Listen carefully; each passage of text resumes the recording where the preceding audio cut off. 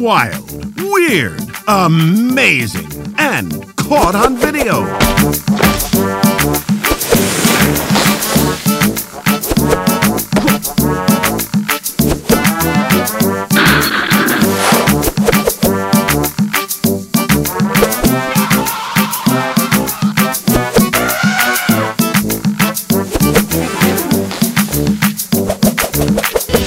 This week on Wild and Weird Amazing Videos, they're wilder and weirder than ever.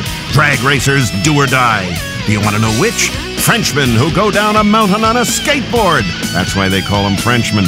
Do you ever wonder who cleans inside the shark tank? Some people call these guys shark food. A water skiing parrot.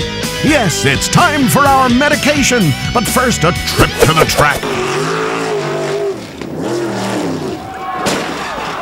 Henry Ford invented the first automobile, and this is why he did it. So men could ride around in a circle, risking life and limb. Does this kind of remind you of the Los Angeles freeway at rush hour?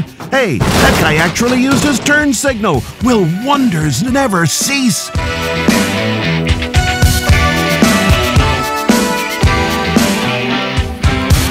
I'm a bottom, looking for a top. I'm a head start. Most of these men washed out of the NASA astronaut program, but they know how to take a fall. We'll give them that. Whoa, that hurt. Looking for a body save.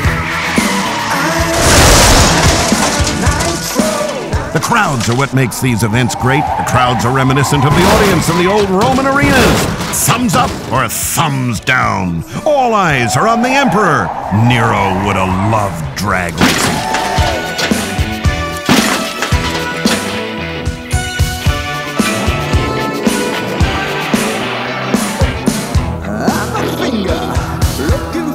Why did the chicken cross the road? He couldn't. He'd be chicken fricassee out there. Serious dancer, looking for a beat.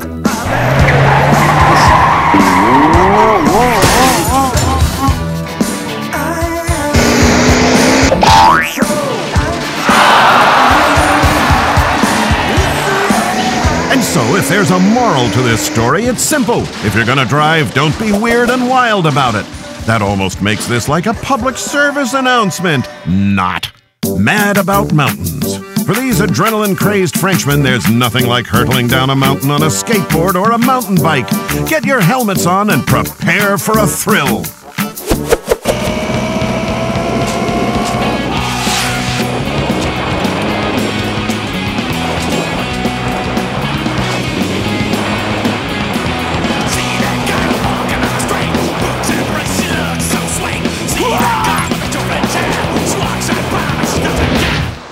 Sebastian is late. It's not easy getting up so early. His mates are already here. They wouldn't miss it. It's going to be a long day for the gang known as the Mad Sliders. They need to get their strength up. Time to do the final check and go over the itineraries. They all know the valley roads by heart because they're all from the Pyrenees and mad about their mountains. They also carefully check their equipment. They grease their bearings and tighten the bolts because there's no room for improvisation. Then they put on their protective gear, vital if they're to limit damage if the unthinkable happens, a fall. Their playground is the breathtaking roads leading to the ski resorts, the bumpy ribbons of tarmac that plunge down the valley. The name of the game is staying upright, thrills guaranteed. Speed is what we're looking for. You get up speed, then you try to feel the curves, find your balance, feel the wheels. Now there's a bend down there, so you go off to the outside, then dive into the curve.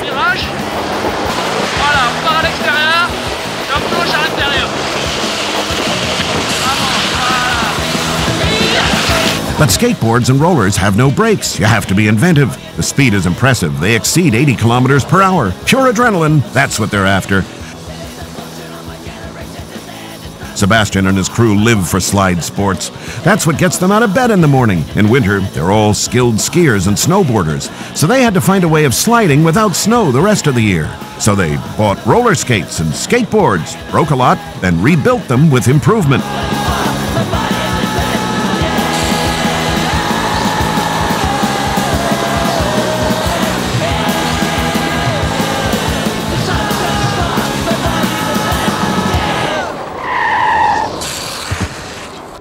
On a toujours à l'extrême, toujours se dire on peut se relever au dernier moment, et puis bon, ça loupe pas quoi.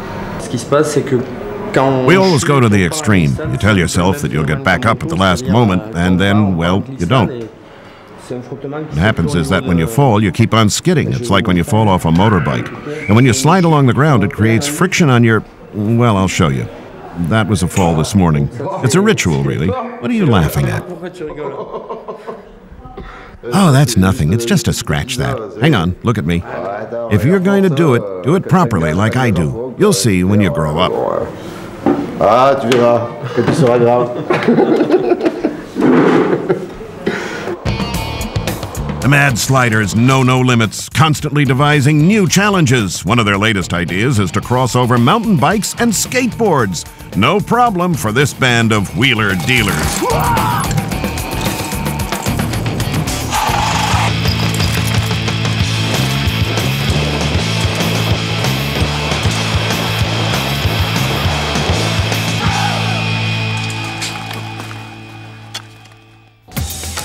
For weeks, Sebastian has been gearing up for a new challenge, parasailing with roller skates for when he lands on the road. Easy peasy, just one hitch. The valley is shrouded in thick fog. All the better for Sebastian. It'll spice things up a bit. A short run up and then he takes off.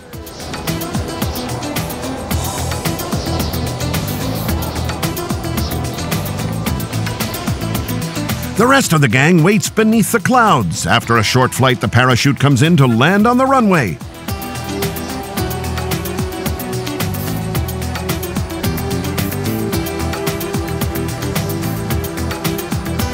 A perfect landing. Sebastian releases the straps and starts skating. A perfectly successful premiere and a new feather in the cap of the Mad Sliders.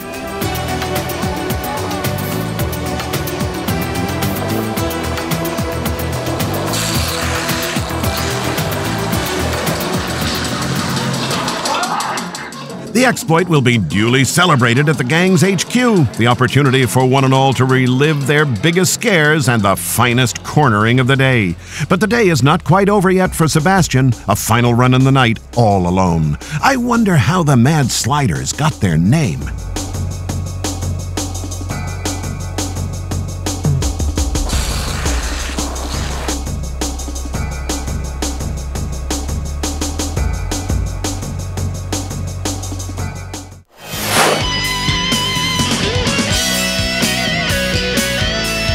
Let's face it, the Mad Sliders did not get their name by eating at White Castle. You just watched some Class A maniacs who think if they drink a little wine and have some euros jingling in their pockets, they can pass for civilized. At least these dirt road dabblers know what they are, cruising for a bruising. This footage is showing actual driver's ed classes. No, they're not. Had you fooled, didn't we?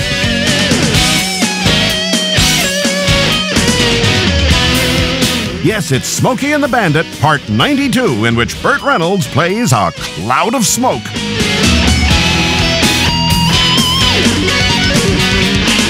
Steve McQueen would have actually loved this segment. Actually, it would have scared the bejesus out of him. Contrary to popular opinion, Steve McQueen never drove over 10 miles per hour, ever, in his lifetime. It was all the magic of Hollywood, folks. But these guys are going F-A-S-T.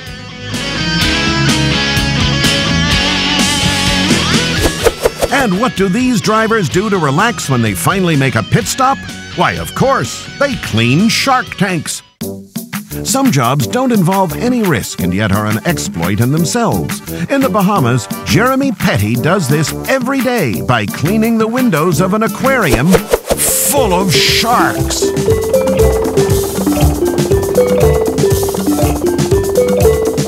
This is the wonderful world of Atlantis, a real sea city with a unique aquarium. Atlantis is situated on Paradise Island and is an exact replica of what can be found on a coral reef. Nothing is left to chance here. The water is controlled, analyzed, and recycled 24 hours a day. And better still, a maintenance team, especially trained at Atlantis, spends more than 2 hours a day cleaning, rubbing, vacuuming, and polishing this enormous aquarium.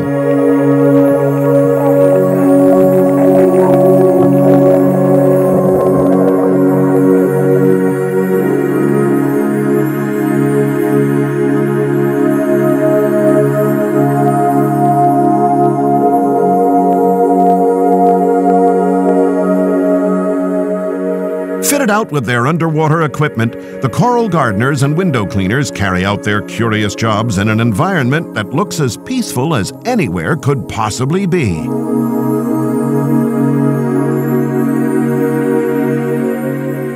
Yes, they're real nice and real fine. They want me to do a lot of strange things also, but you know, I try to keep to my window cleaning.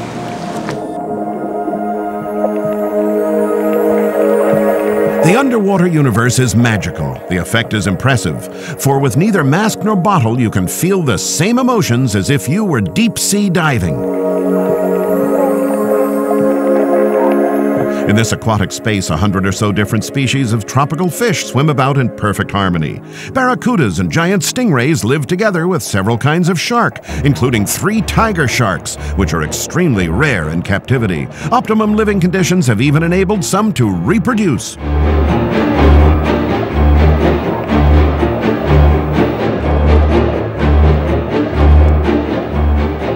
The sharks look at us more or less as we're not natural. You know, we don't belong in the sea. It's normal for them to see fish, but seeing human beings dressed down in tanks and, you know, weights and, you know, it's very scary to them, so they freak. Atlantis' main attraction is its Predator Lagoon. Thrills are guaranteed for the visitors as they come in close contact with the most dangerous kinds of sharks. As for Jeremy Petty, who is well past his first experience, he's almost fearless. Working with the sharks every day over the last few years, he's learned to master his fear. It's true that at first he was worried and even frightened, but with time, they got used to each other's presence. Nevertheless, working among a dozen or so sharks requires a lot of caution. Movements and gestures have to be slow and progressive. Under no circumstances must the sharks feel threatened, especially females accompanied by their young. But even more essential is to avoid hurting oneself at all costs. The sight of blood could sharpen a few appetites.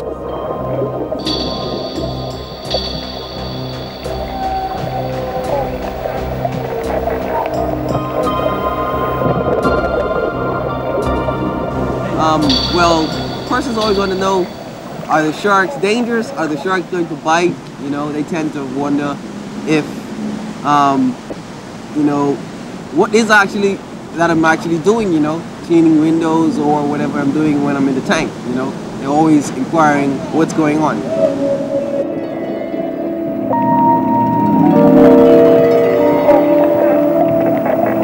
But is this actual shark tank built on the actual site of the actual lost city of Atlantis?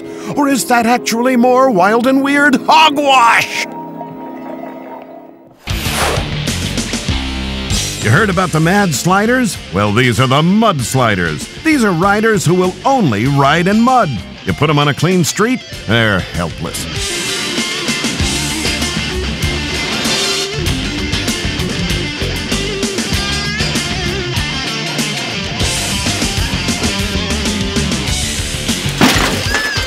Men are such herd animals. Look at them traveling in a herd, just like a herd of buffalo on motorcycles. Except buffalo don't generally ride motorcycles, do they? That's right, kind of hard to ride a motorcycle. When you're practically extinct anyway.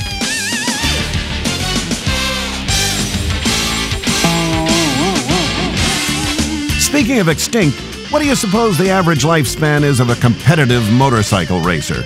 Amazingly, your average motorcycle racer will live to be 106, leaving behind hundreds of grandchildren. These guys are very popular off the track, let me tell you.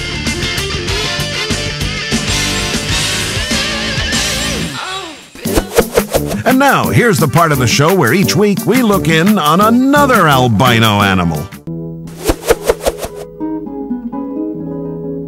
It's almost 30 years since Barcelona Zoo became the proud home to the world's only known albino gorilla.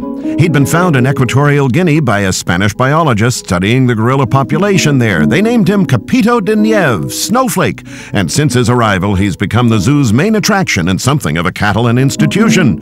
He created a huge revenue for the zoo, so it's no wonder that they're beginning to worry about where they will find another one after he dies.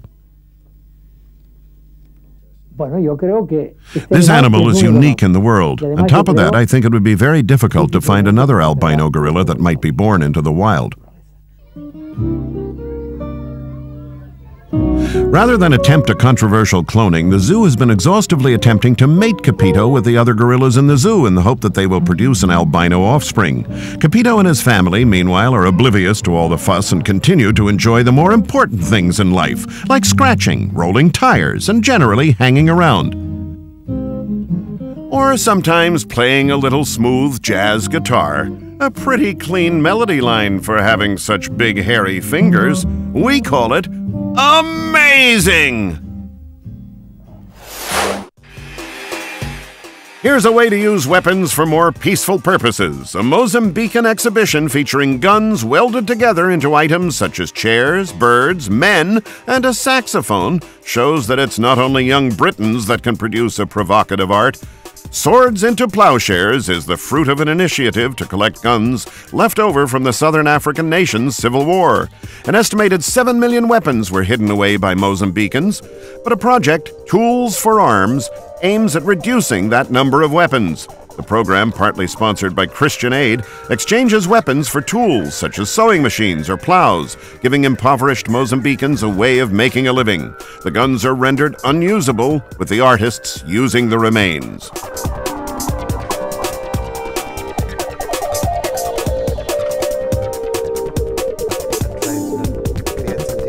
It's an idea initiated by the Anglican Bishop of Mozambique and Angola Bishop Dinis Singulani. One of the artists, 27-year-old Goncalo Mabunda, uses his sculptures to create something opposite to the destructive power of guns. The exhibition at London's Oxo Tower finished with an auction, with internet bidders given the option of buying any remaining items the following day. The proceeds were split among the artists themselves and the project.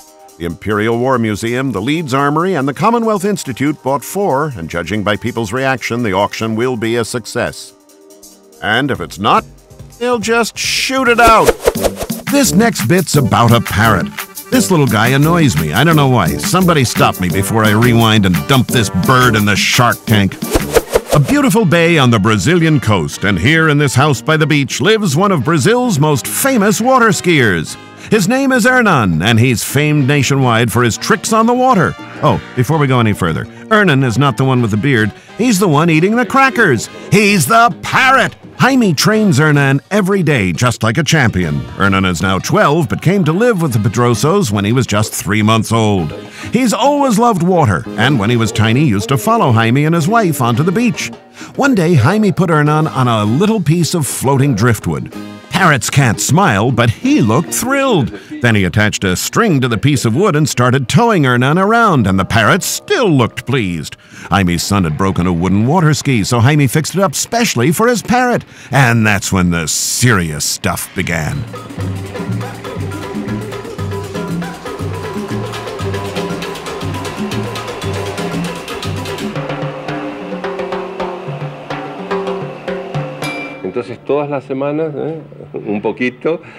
Every week we'd do a little bit. He'd fall off, of course, but he got back up on his own and he seemed to be enjoying himself. He fell off because he lost his balance, but he always seemed determined to get back on, and after 2 years he switched to the motorboat. Nothing seems to bother Hernan, neither the speed nor the spray. As time has gone by, the parrot has shown incredible skiing skills, and now Jaime has no second thoughts about pushing his outboard to top speed. Hernan looks startlingly cool. It's the locals and the tourists whose nerves are on edge.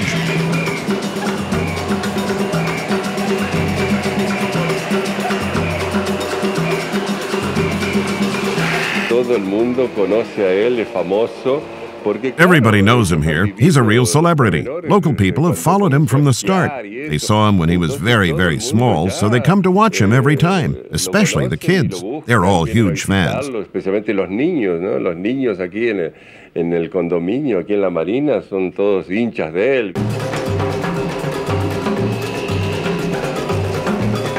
After that magnificent display, it's time to go home. Jaime takes care of his champion's every need. Just like any other sportsman, Hernan will be showering the salt water away.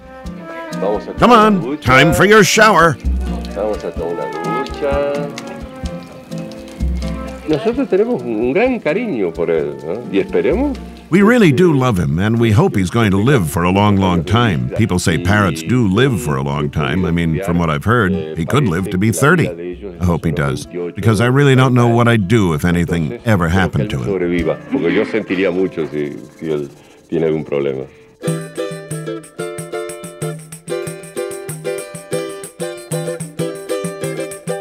Jaime obviously adores his skiing parrot, but he also enjoys painting, and he'd like to share that with Hernan too. The parrot is obviously not keen. He prefers watching his master and perches on his easel for hours.